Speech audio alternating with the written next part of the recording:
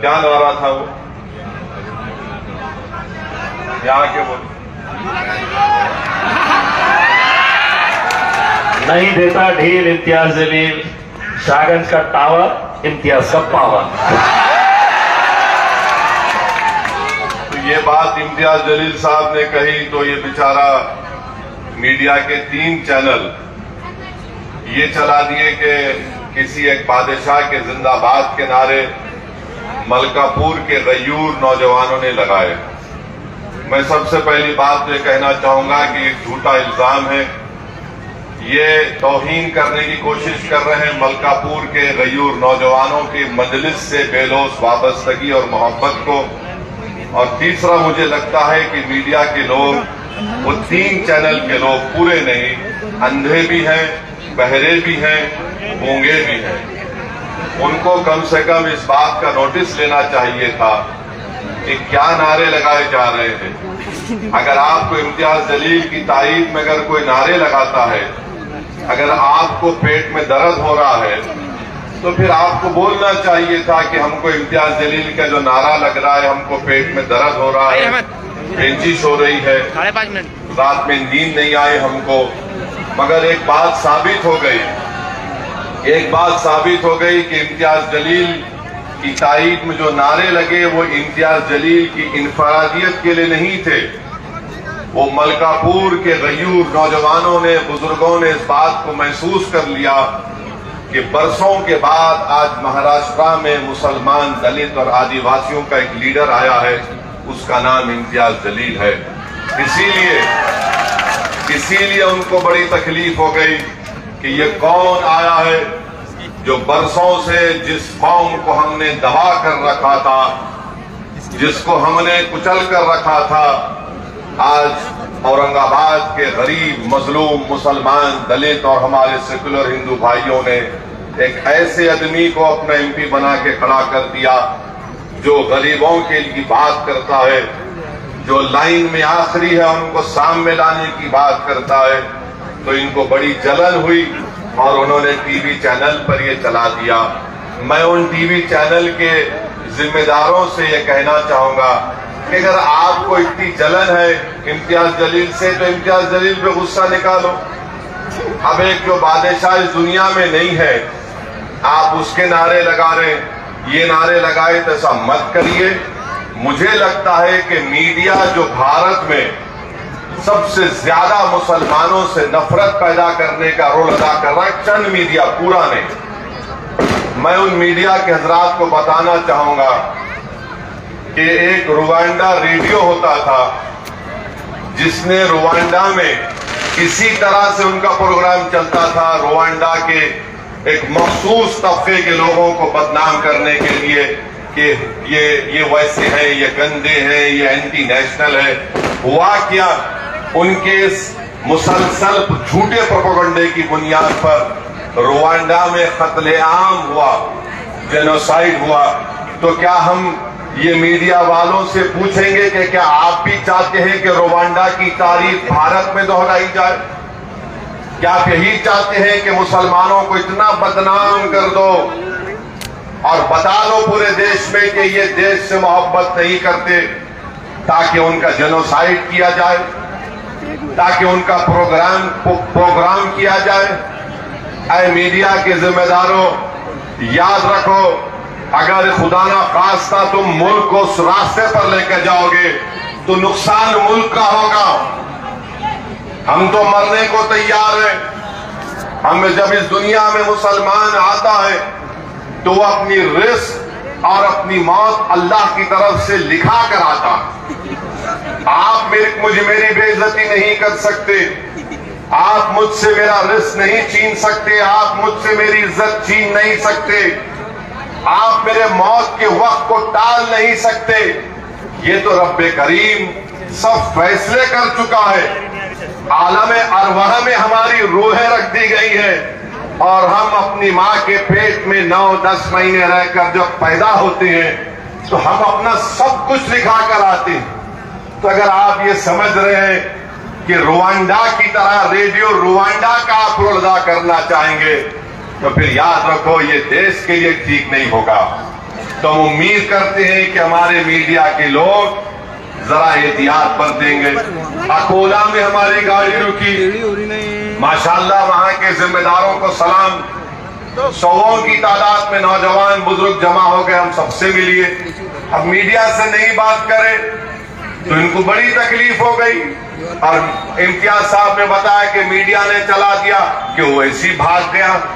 अबे तू क्या मेरा ससुरा है जो देख के भाग जाऊंगा? भाग गए? अरे हम नहीं भागते बाबू, मैदान छोड़ने का नाम ही नहीं लेते हम।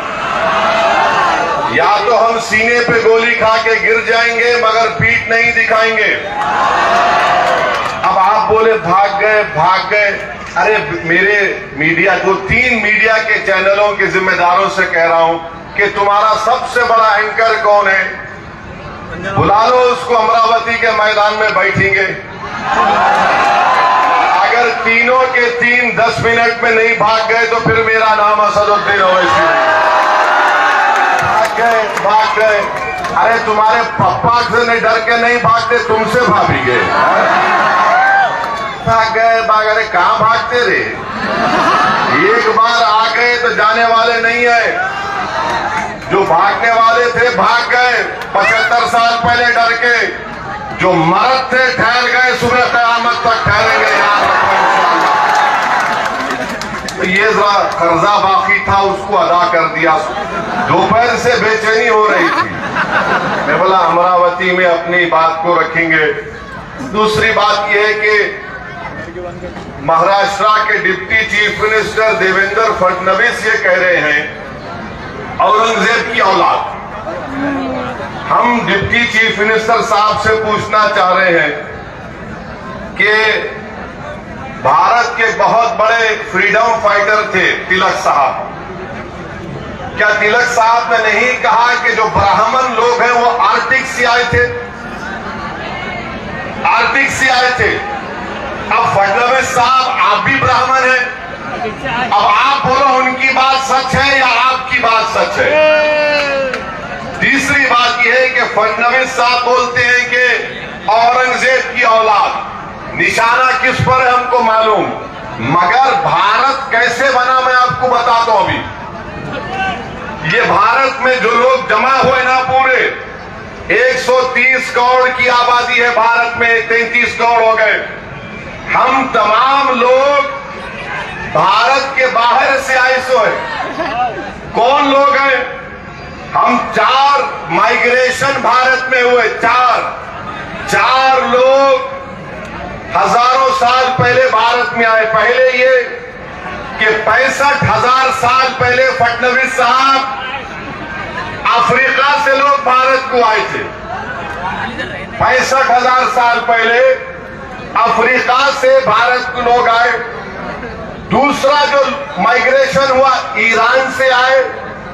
तीसरा जो हुआ ईस्ट एशिया से आए, यानी 2000 BCE में। उसके बाद सेंट्रल एशिया में आए 1500 BC में। और उसके बाद कई लोग आए, हुन्स आए, साकाज आए, ग्रीक, पर्शियन, अरब, मुगल, ब्रिटिश, पोर्चुगीज। उसके बाद आके यहां बस गए। अभी बोले हम ही है, तुम नहीं है। असल ओरिजिनल अगर कोई भारत का है तो वो आदिवासी लोग हैं, वो पूरे आदिवासी है। ये पूरे आर्यन है यहाँ के लोग। वहां से आए, यहां से आए। आदिवासी द्रविडियन भारत के असल लोग हैं। अब देवेंद्र फडणवीस बोलो आप कहां से आए? औरंगजेब तो बात का है। मैं तो बोल रहा हूं कि 65,000 साल पहले अफ्रीका से आए थे। देवेंद्र फडणवीस साहब एक बात याद रखो, ज्यादा ज्ञान हमको मत दो, हमको भी थोड़ा है दिमाग में। आप डिप्टी चीफ मिनिस्टर हैं, इसका यह मतलब नहीं है कि जो मुंह आए मुंह को आए बोलते रहेंगे।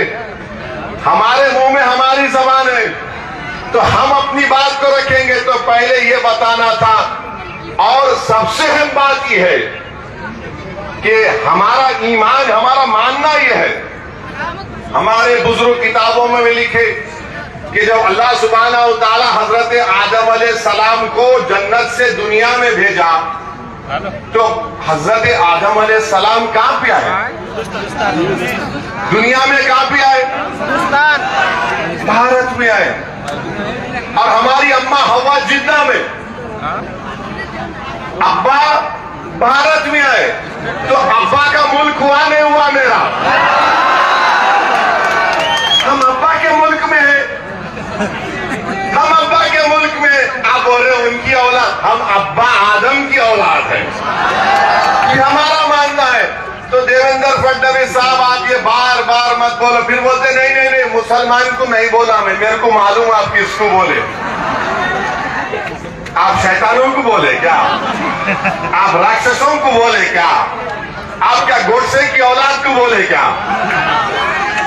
और फिर हम डिप्टी चीफ मिनिस्टर से पूछना चाह रहे, जिसका जिक्र इम्तियाज साहब ने भी अपनी तकरीर में किया, कि आप होम मिनिस्टर हैं, जरा ये तो बताइए कि लुकमान सुलेमान अंसारी 10 मई को ये रहने वाला था न्यू बस्ती मकबूल मस्जिद पडगा तालुका भिवंडी और घोटी इगतपुरी में इसको पीट पीट कर इसका कत्ल कर दिया गया। अब 10 जून को वाकया हुआ, 25 जून को अफान अब्दुल माजिद अंसारी को पीट पीट कर गाड़ी रोककर मार दिया गया, जान ले ली गई।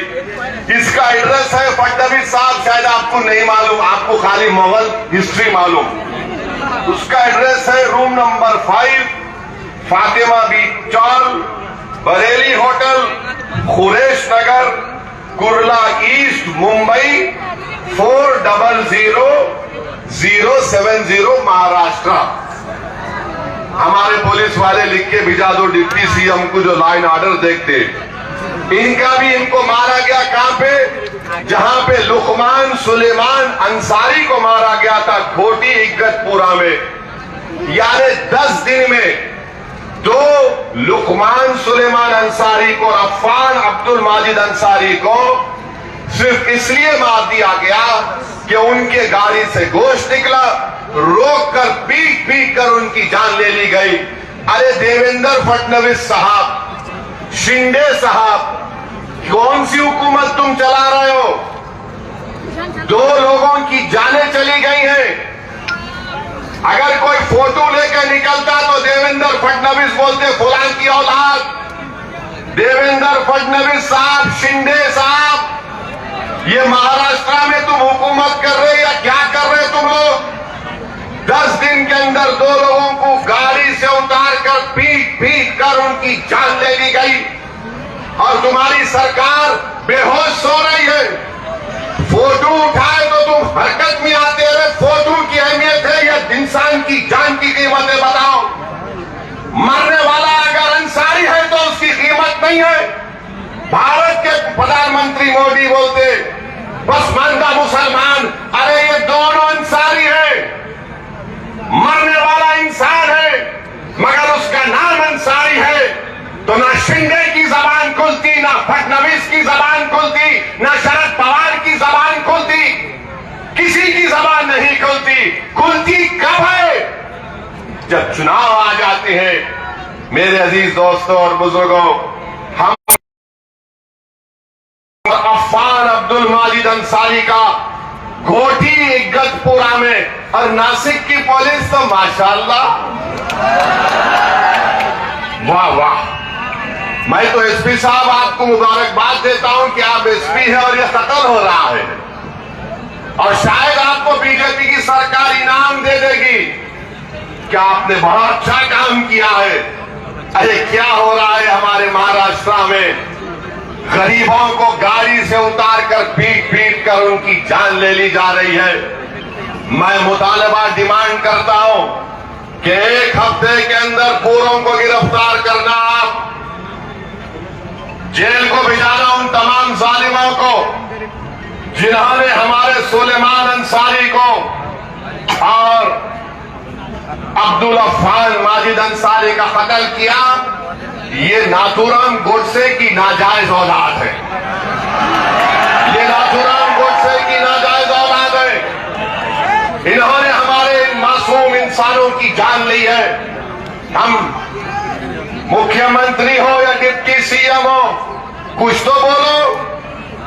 अच्छा, कुछ तो ये सेकुलर पार्टी के लोग बोलो, राष्ट्रवादी के लोग बोलो, कांग्रेस के लोग बोलो, ये आपके शिवसेना के लोग बोलो। मुंह में क्या दही जम गई? नहीं बोलेंगे। कब बोलेंगे? ये ओवैसी इम्तियाज भड़काऊ भाषण देते, चुनाव आएगा तो बोलेंगे बीजेपी को हराना है, हमको वोट दो। अब तो बोलो इन बच्चों के बारे में। हम जब बोल सकते, तुम क्यों नहीं बोल सकते? इसलिए नहीं बोलते कि तुम्हारी मौत इनको पसंद है, मगर तुम्हारी वोट से मोहब्बत है। तुम्हारी जिंदगियों से मोहब्बत नहीं, सिर्फ तुम्हारी वोट से मोहब्बत है। मजलिस को तुम्हारे वोट से नहीं, मजलिस को तुम्हारे हक से मोहब्बत है। मजलिस को तुम्हारे इंसाफ से मोहब्बत है। हम यही चाहते हैं। अच्छा, अब आप सुन लो, पार्लियामेंट का इलेक्शन हुआ, यहां से आपने एक मोहतरमा को कामयाब कर दिया। आपने सब वोट दिया ना उनको? दिए नहीं दिए? कितने वोट दिए? हाथ उठाओ। आपने मैडम को वोट दिया। क्यों दिया आपने वोट? आपने वोट इसलिए दिया, सुनिए, मैं जानता हूं पूरा। आपने वोट इसलिए दिया क्योंकि हमारे बुजुर्ग लोग बोले यहाँ बीजेपी को हराना है, वोट दे दो उसको। मस्जिद से ऐलान हो गया, हम सब ने कहा क्या करेंगे रे भाई, उनको वोट दे दिए, उन्होंने जीत गए मैडम। और मैडम जैसा दिल्ली को पहुंचे, दिल्ली को पहुंचने की उन्होंने बता दिया अपना असली रंग,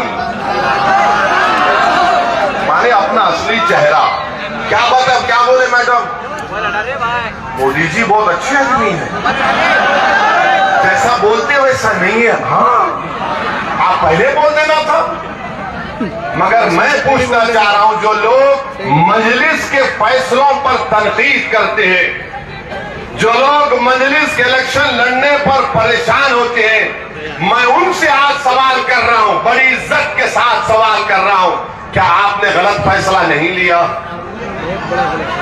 आपने क्यों कहा गरीब और मुस्लिमों को वोट दो उनको? यही तो मैं कह रहा हूं, सियासत सियासत से करो। अगर हम सियासत नहीं करेंगे तो कोई और हमसे सियासत करेगा। अब आपसे सियासत हो गई 2019 में, इसीलिए मजलिस बोल रही कि सियासत हमको करने दो। अगर जो लोग हमारे बड़े हैं, अगर वो सियासत करना चाह रहे, आप आओ सियासत में, इलेक्शन लड़ो, मैं आपके बाजू पीछे खड़े होता हूं। आप करो सियासत, मगर सियासत इसको नहीं बोलते कि इलेक्शन से पहले मस्जिद में ऐलान कर दिया कि इसको वोट दो, और जिसको वोट दिया उसके बाद उन्होंने बीजेपी का साथ दे रहे, तो फिर अब कौन जिम्मेदार? अब तो ओवैसी को जिम्मेदार नहीं खड़ा कर सकते आप। मैं तो बाला साहब के लिए इलेक्शन कैंपेन कर रहा था, मगर आप बताइए, आपने वोट दे दिया मैडम को, मैडम बीजेपी को सपोर्ट करती है।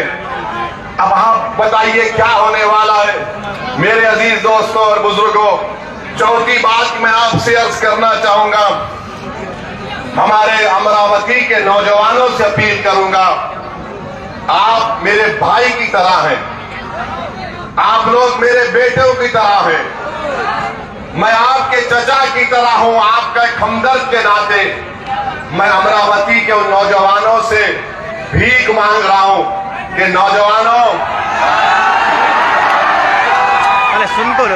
सुनो सुनो, मैं उन नौजवानों से अपील कर रहा हूं कि खुदा के लिए तुम ड्रग्स को छोड़ दो, एमडी ड्रग्स को छोड़ दो, सेसेस को छोड़ दो। नौजवानों याद रखो, नौजवानों तुम हमारा मुस्तकबिल हो, तुम मुस्तकबिल हो, तुम फ्यूचर हो।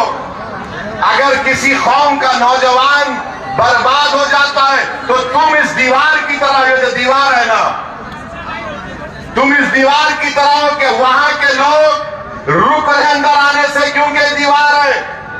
नौजवानों, तुम कौम की दीवार हो।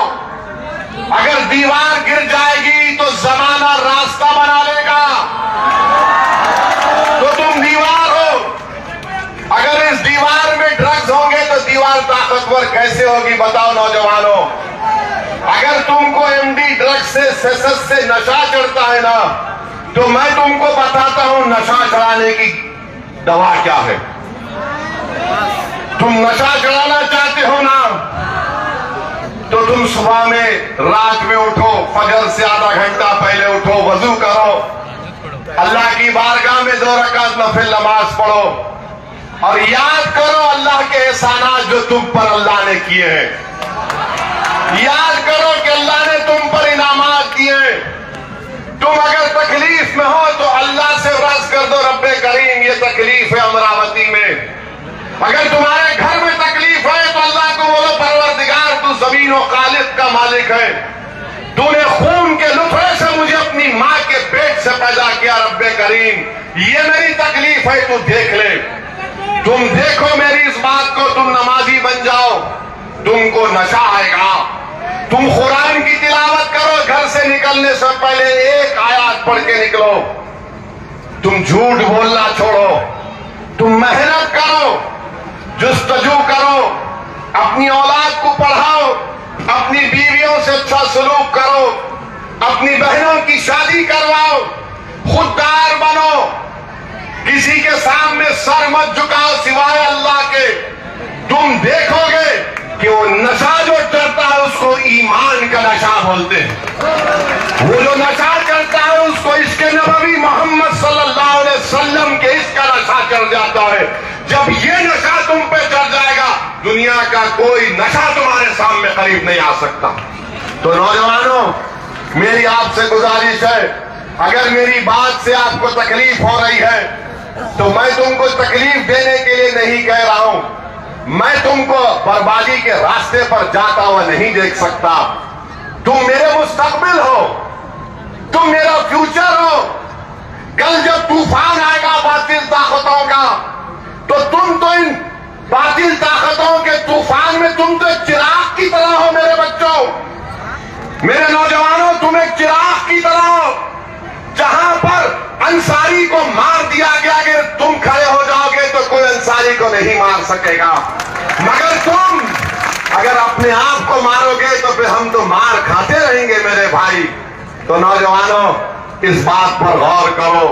चौथी बात की है कि अभी मैं आ रहा था रास्ते में तो मैंने देखा कि मीडिया ने रिपोर्ट किया कि भारत के फाइनेंस मिनिस्टर मोहतरमा ने एक बयान जारी किया और उन्होंने अमेरिका के साबिका सदर बराक ओबामा के उस बयान को तनकीद का निशाना बनाया कि बराक ओबामा ने इतने मुस्लिम ममालिक पर बमबारी की।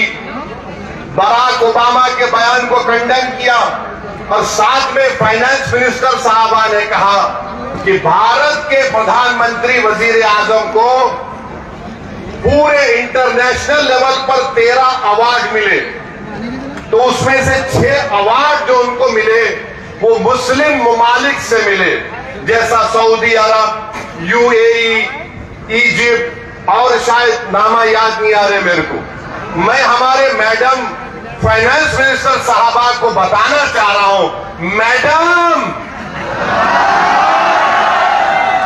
अमरावती के और हिंदुस्तान के मुसलमान को सऊदी अरब के बादशाह से कोई कनेक्शन नहीं है।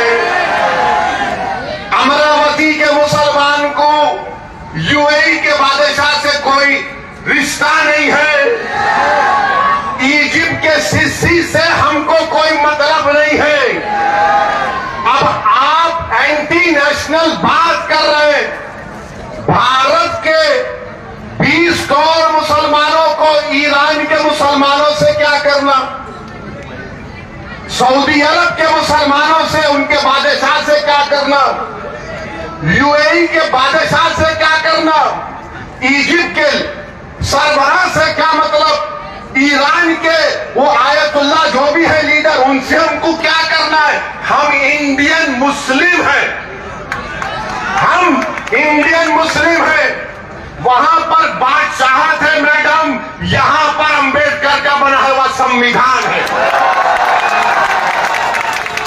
आप ले जाके हमको सऊदी अरब में घुसा रहे, आप ले जाके हमको ईरान से जोड़ रहे, आप ले जाके हमको बोल रहे अरे वो उनको वो मुस्लिम कंट्री मोदी जी को इतना बड़ा प्राइज दिए, अरे हम क्या करेंगे?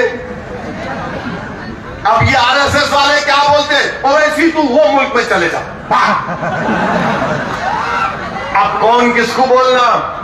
मैडम, भारत के मुसलमान जो है, हमने 1947 में ये फैसला ले लिया कि हम भारत में रहेंगे।